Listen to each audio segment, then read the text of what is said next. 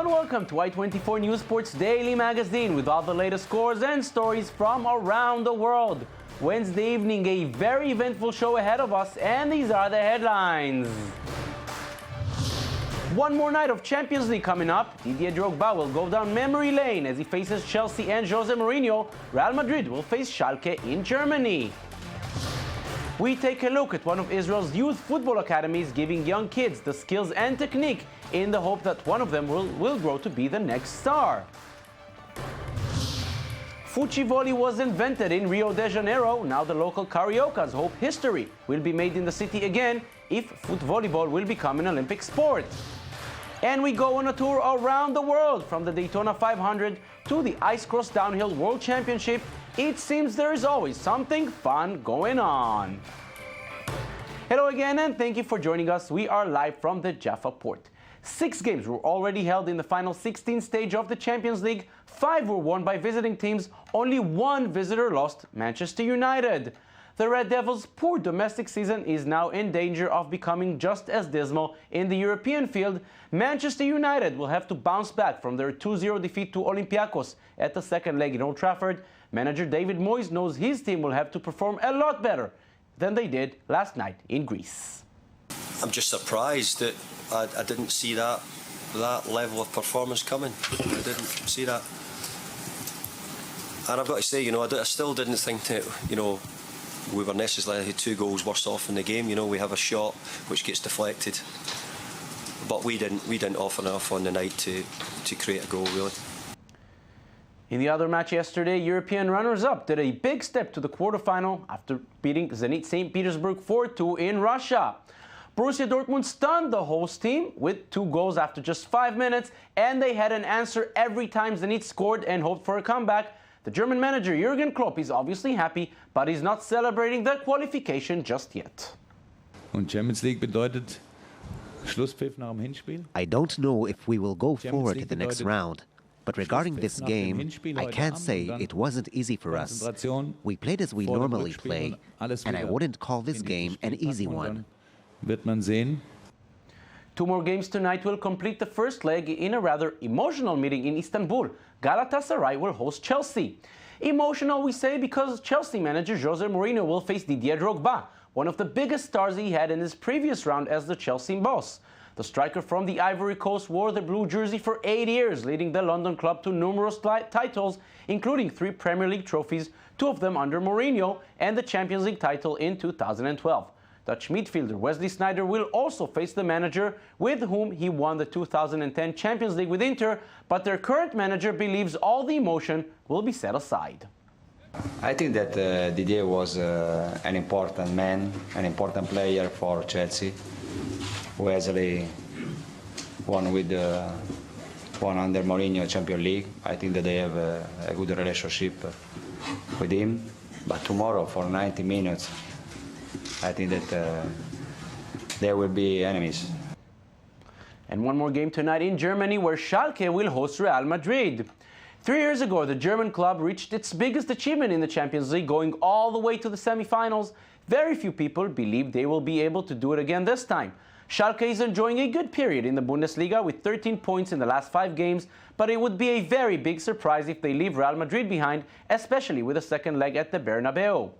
Ronaldo is back to the squad of the visiting team after missing 3 league games due to suspension. The team did very well without him, climbing to the top spot in Spain for the first time this season, and yet manager Carlo Ancelotti is very happy to have his top star back. He is, of course, especially motivated now that he can play again. He was not allowed to play 3 times in a row, and he was unhappy accordingly. But he was able to prepare well and to find the right balance between resting and preparing for the next task. So I expect to see a Ronaldo who is mentally and physically in top shape.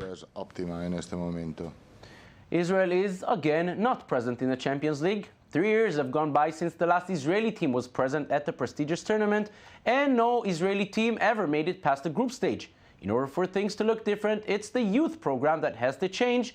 More and more youth academies are seen these days around Israel. Liz Barnbaum visited one of them in the city of Kfar Saba.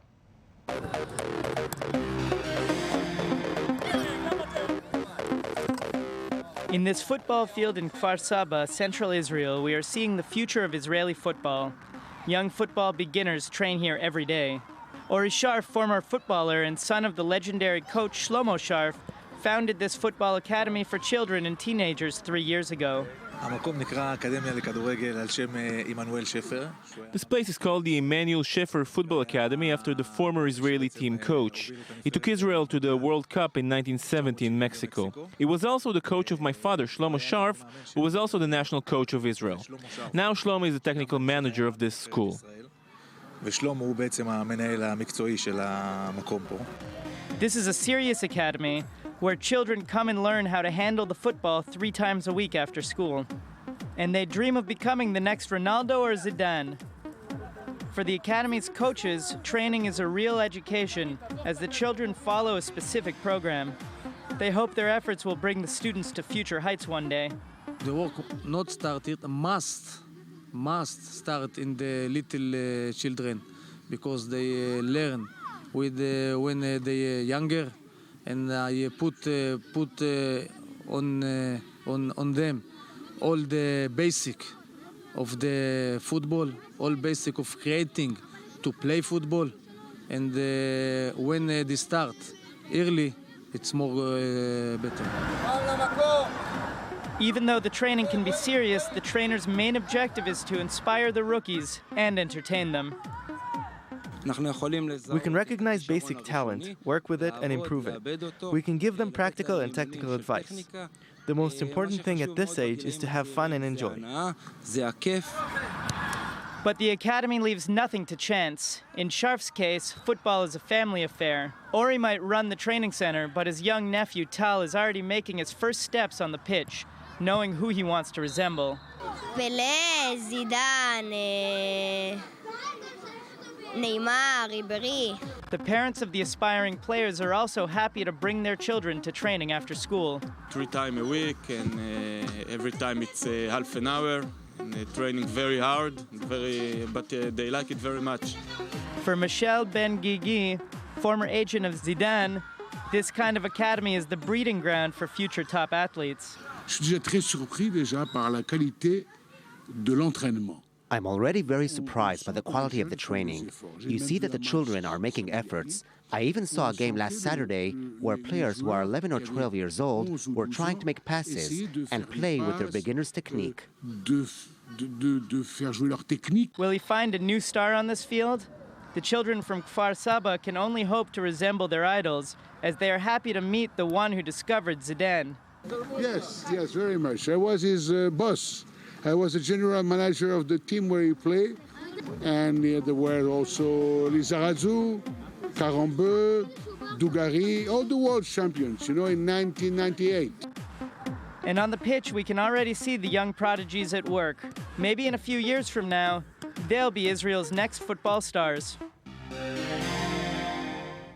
And now to the NBA, where the Pacers were playing against the Lakers. The best in the league hosting the worst in the West. That was what this game was all about. Indiana still holds the best record in the NBA. Not a very hard task when you face the Lakers this year. The team from LA is going through one of its weakest seasons, winning just 3 of their last 10 games. The Pacers quickly opened a double-digit gap. The Lakers did have some good moments at the end of the first half. Kent Bazemore and Jody Meeks cutting the lead. Indiana up by 7 at the break. Second half, and it seemed for a minute that we have a close game on hand. Pau Gasol scores to make it a 1-point game, but the Pacers always had the answer. Whether it's in the paint or on a fast break, those crazy shots somehow fall in. Paul George, as usual, was the top scorer for the home team. He had 20, one of 7 Pacers who scored in double digits. One of them was George Hill, who was also strong on defense, getting the steal and giving the assist to Lance Stevenson. Indiana wins 118-98. Tennis now, and the Dubai Open saw the second seed leave the tournament after the first game. Argentine Juan Martín del Potro has been struggling with a left wrist injury, but decided to still try and take to the court to face India's Somdev Devarman. But the injury would take its toll. Del Potro was playing through the pain and managed to take the first set to a tiebreak, but that was as far as he could go.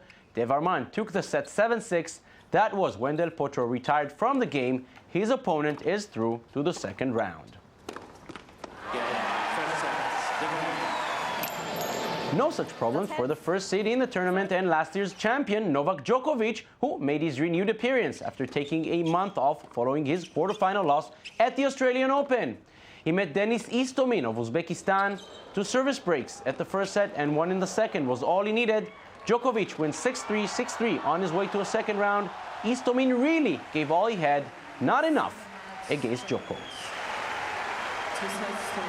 Footvolley, or foot volleyball, is becoming a popular sport worldwide, gaining more and more supporters. As of now, this is not an Olympic sport, but on the beaches of Rio de Janeiro, where this sport was invented and where the next Olympics will be held, there are hopes that the decision will change, even on time for what the local Cariocas see as their Olympic Games. On Rio's world-famous Ipanema beach, the balls are flying. While some play beach volleyball, a newer sport is gaining ground, footvolley, a mix between football and volleyball with 2 or 4 players. Get the ball over the net without using your hands or your arms is the golden rule. Footvolley was born in the 60s here in Rio, almost by accident. The beach was crowded and the police wouldn't let people play football here because the ball was bothering people. So the players found a solution. Late afternoons, when beach volleyball players were gone, they occupied this space and started to hit the ball and get it over the net.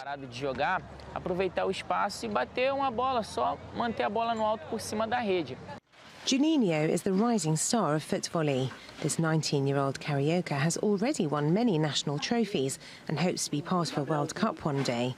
He was part of the Brazilian team that won a 2013 competition in Copacabana against Argentina, Paraguay, Spain and Portugal. I consider this one as the most important, when I was runner-up in the pro category.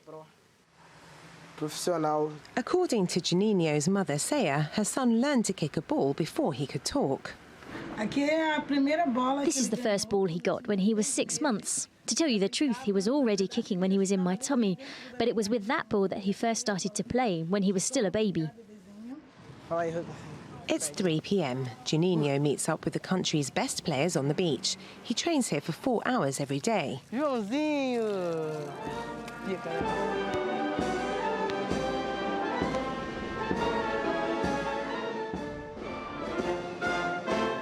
There are 16 professional footvolley players in Rio, although none earn their living from the sport. Their dream is for it to be recognised for the 2016 Olympics in Rio. We hope that everything will be done to make footvolley an Olympic sport. Politicians could give us a hand. Romario, a former football player, he wants footvolley to be part of the Olympics. Because of the lack of money in footvolley, Juninho decided to start a career in football. Like all his friends, he awaits the 2014 World Cup with great excitement, as well as the 2016 Olympics in Rio. And till then, footvolley balls will continue to fly on Ipanema Beach. Now it's time to go on a global tour with some other sporting events from around the world, but perhaps a bit far from the headlines. Life is not easy at the Zatri refugee camp in Jordan, just south of the Syrian border. More than 100,000 refugees from Syria make this their home, and for the girls residing here, there is now new hope, as a football training field was built especially for them, financed by foreign donations. At least for a short while, they can take their minds off the troubles back home. The New World Superbike season got underway this week in Phillip Island, Australia, in what turned out to be a great day for Suzuki.